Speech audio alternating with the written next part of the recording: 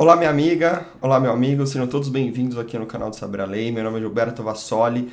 Nesse vídeo nós vamos tratar sobre um tema que tem sido muito recorrente, muito debatido dentro da esfera do direito previdenciário, que é a realização de um planejamento antes de requerer aposentadoria. Tem muita gente querendo saber qual a importância de se realizar cálculos prévios antes de realizar um pedido perante a Previdência Social. Bom, dois fatores aqui são importantíssimos para a gente debater antes da gente responder essa pergunta capital, né? O porquê que é tão importante um planejamento? Por que é tão relevante para o segurado realizar um planejamento prévio, realizar cálculos prévios antes de requerer a sua aposentadoria? Dois aspectos são bastante importantes. Primeiro deles, apesar de todas as dificuldades, né, que a reforma da Previdência, que a Emenda Constitucional 103 de 2019 impôs ao trabalhador, ao segurado, a aposentadoria ainda ela tem um papel social muito relevante na vida do trabalhador brasileiro. Ainda, de fato, é um sonho para todos nós trabalhadores atingirmos os requisitos para contemplar uma aposentadoria. Seja para poder parar de trabalhar, ou seja para aumentar a renda e começar a viver uma vida mais tranquila, trabalhando menos, e aí o projeto é individual de cada um. Mas o fato concreto, meus amigos, é que a aposentadoria ainda é um fator social muito importante no nosso país. Então, aí já ganha uma importância, né? O ato de se pedir uma aposentadoria perante a Previdência Social, quando completado os requisitos, é um ato de muita relevância, de muita importância.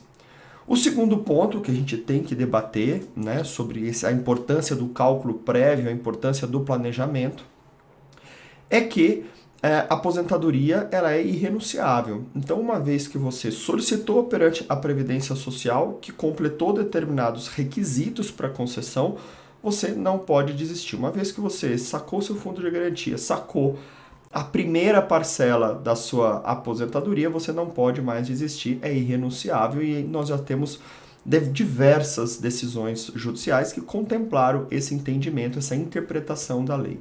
Então veja, nós temos dois aspectos muito importantes já.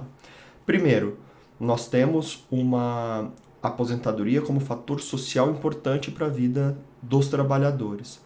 Segundo, que ela é irrenunciável. Uma vez solicitada, não tem como voltar atrás.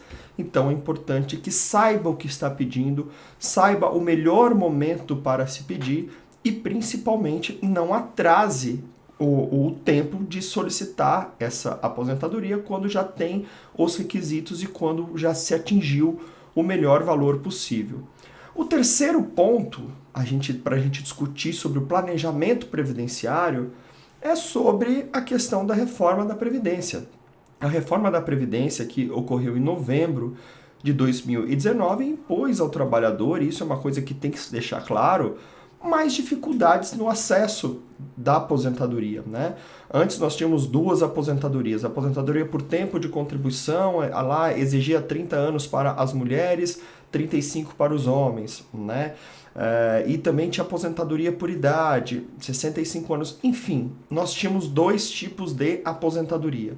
Agora, a lei previdenciária unificou no que a gente passou a ser chamado de aposentadoria programada. Então, veja, os requisitos modificaram, a fórmula de cálculo modificou, né? Hoje nós temos requisitos mais básicos, né? 65 anos para os homens, 62 para as mulheres, com um período mínimo de contribuição aí de 15 anos para as mulheres e 20 anos para os homens. Isto para quem entrar no sistema agora, né? Para quem estiver entrando no sistema neste momento, pós-reforma da Previdência Social. Mas o ponto aqui crucial é esse. Nós tivemos uma reforma da Previdência que foi agressiva, modificou substancialmente os requisitos, dando ao trabalhador a necessidade de ficar mais tempo contribuindo no sistema para se atingir esses requisitos, porém, ela abriu um leque de oportunidades também, porque trouxe 5 regras de transição. Ela trouxe 5 formas de se aposentar para aquelas pessoas que já estavam contribuindo para a Previdência Social. Nós temos diversos vídeos aqui no canal que a gente trata especificamente sobre as regras de transição, que é algo importantíssimo. São essas regras de transição que são criadas perante uma reforma da Previdência para amenizar os impactos para aquelas pessoas que já tinham uma expectativa prévia de uma aposentadoria. Então, às vezes, uma pessoa estava faltando 1 ano, 2 anos, não seria justo ela que já tinha uma expectativa de contemplar este direito ter que esperar agora os novos requisitos para aquelas pessoas que estão entrando no sistema. Ficaria algo extremamente injusto, porque a pessoa entrou no sistema com uma expectativa e não é justo, no meio do caminho, ela atingindo, ter que esperar agora até os 65 anos, até os 20 anos de contribuição. Então, a lei previdenciária, como toda a reforma da Previdência, criou regras de transição. Ocorre, meus amigos, que essas regras de transição trouxe uma série de oportunidades. Para se ter uma ideia, cada regra de transição acaba tendo ali as suas características. Uma você tem que pegar o pedágio de 50%, a outra de 100% com uma idade mínima, outra idade mínima progressiva, na outra você tem os pontos. Então, sim, são várias formas de se aposentar hoje para quem já estava no sistema. Paralelo a isto, meus amigos, paralelo a essa questão dos requisitos, é importante a gente frisar que cada regra de transição dessa acaba tendo uma forma de cálculo, né? Por exemplo, a regra de transição do que a gente chama de 100%, né? Que você paga um pedágio de 100%. Teoricamente, e nós temos vários vídeos aqui no nosso canal falando sobre isso, ela é a melhor regra, porque não tem coeficiente de diminuição do benefício. É feito um cálculo médio, é feito uma média aritmética de todas as contribuições do segurado, e a partir dali ele pode se aposentar com 100%, sem coeficiente e sem fator previdenciário. Então, é importante que o segurado verifique antes de solicitar a sua aposentadoria se ele está para atingir, se ele já preencheu um requisito para uma regra de transição ou outro. E qual o benefício, qual dessas duas regras de transição acaba aumentando o valor da sua renda mensal inicial. Outro ponto que é sempre fundamental que as pessoas verifiquem é o que a gente já discutiu aqui muitas vezes sobre o direito adquirido. Muitas pessoas atingiram os requisitos antes da reforma da Previdência. Então, ela acaba tendo o direito de se aposentar pelas regras anteriores, pelas regras que foram vigentes até novembro de 2019. Mas é sempre vantajoso? Vale a pena eu me aposentar pelas regras anteriores e não agora? É por isso, tem que se fazer cálculo. Tem que se fazer comparativos, tem que se fazer análise, porque a aposentadoria é definitivo. Ela vai te acompanhar esses valores para o resto da vida. Então, é uma decisão que tem que ser fundamentada cientificamente, com números, com planilhas, com simulações. Eu vou dar um exemplo aqui de uma situação concreta, né, de uma circunstância que aconteceu na realidade. Um trabalhador, né, veio nos procurar na minha vida profissional, como advogado, e ele tinha ali a possibilidade de se aposentar por invalidez. Até a reforma da Previdência Social, meus amigos, a aposentadoria por invalidez comum, não acidentária, e acidentária também, era sempre a melhor aposentadoria. Ela era sempre a 100%, não tinha fator previdenciário. Então, assim, a gente tem vários vídeos antigos aqui no nosso canal, dizendo, olha, a aposentadoria por invalidez ela é o melhor dos mundos, financeiramente falando. Obviamente que não pela incapacidade, mas nós estamos focando só na questão financeira. E veio nos procurar sobre este enfoque. Ocorre que, neste caso, nesse exemplo concreto que eu estou dando, não era uma aposentadoria por invalidez acidentária, não tinha nenhuma ligação com acidente de trabalho ou doença ocupacional. Então, via de regra, uma vez concedida essa aposentadoria, a gente poderia ali fazer o cálculo da nova aposentadoria, porque a incapacidade dele surgiu pós-reforma da Previdência. Então ia surgir a regra básica de cálculo que diminuiu os valores ali. Ia ser 60% mais 2% do que ultrapassar 20 anos, porque se tratava de um homem. Ocorre que, analisando ali a documentação, verificamos que ele já tinha tempo para conceder a aposentadoria dele com as regras anteriores.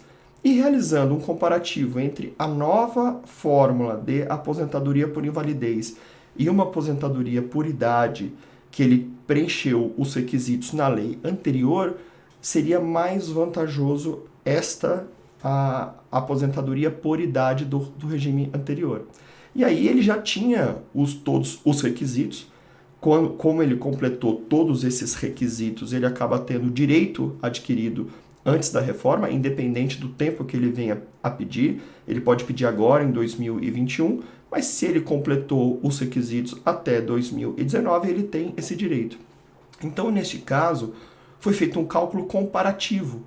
Olha, aposentadoria por invalidez, tanto, 4 mil, por exemplo, e a aposentadoria por idade estava dando 5 mil, por exemplo, uma diferença de R$1.000. Então, não valeria a pena ingressar com pedido, que aí no caso seria judicial, de pedido de aposentadoria por invalidez, porque ele já tinha requisitos para outra aposentadoria com valor superior, com valor melhor. Isso, meus amigos, significa que sempre é importante realizar cálculos, fazer comparativos, comparar uma situação com a outra, fazer inclusive simulações futuras. Se eu recolher mais um ano, por exemplo, vai aumentar quanto a minha aposentadoria? O que vai mudar para a minha vida na Previdência Social? Então, são aspectos, meus amigos, que hoje importam a necessidade de se calcular, de se planejar e, principalmente, realizar os pedidos com responsabilidade. É fato que, pela regra da Previdência Social, o INSS, em tese, seria obrigado a oferecer o melhor benefício. Mas o INSS não vai fazer, e não faz na prática, esse tipo de comparação. Ele não vai fazer um comparativo entre uma aposentadoria por invalidez e uma aposentadoria programada dentro daquele universo que o analista da Previdência Social olha. Ele acaba concedendo a aposentadoria mais benéfica dentro daquele limitação que ele está enxergando. Mas é preciso comparar mais, é preciso testar mais, é preciso colocar tudo numa planilha, é preciso averiguar todas as formas. E dentro de um planejamento previdenciário, a pessoa que optar por fazer, ela acaba ali tendo a possibilidade de se averiguar, inclusive, possibilidades de se aumentar o tempo de contribuição, regularizando um vínculo que está errado no CNIS, por exemplo, que consta na sua carteira, mas não consta perante o órgão da Previdência Social, ou a verificação de um tempo especial que pode antecipar, que pode dar mais tempo de contribuição e com isso aumentar o valor da sua renda mensal inicial. Então são infinitas possibilidades que devem ser averiguadas antes de requerer o benefício da Previdência Social. É importante fazer cálculos comparativos, é importante fazer cálculos, inclusive, de comparação de ganho e de perda, de você, por exemplo, esperar um pouco mais. Quanto eu vou estar ganhando se eu pedir hoje? Quanto que eu vou estar ganhando se eu requerer posterior? Então, tudo isso, meus amigos, é a nova realidade. Hoje não adianta batermos na tecla de que pode requerer uma aposentadoria sem responsabilidade, sem fazer testes, porque você pode estar perdendo dinheiro ou perdendo oportunidade. Então, essa é a resposta para essa indagação que muita gente tem feito. Qual a importância de se calcular previamente? É não perder oportunidade. É saber quando vai se aposentar, com quanto vai se aposentar e se aposentar de maneira segura, para que o seu sonho efetivamente seja realizado dentro da sua expectativa, dentro da sua realidade. Quer saber mais? A gente pede para que você se inscreva aqui no nosso canal, visite nosso site, saberalei.com.br. Lá nós temos vários artigos sobre isso, sobre regra de transição, sobre planejamento previdenciário. Nós temos muita matéria interessante. E também nos siga no Instagram, no @saberalei. Um forte abraço e até o próximo vídeo.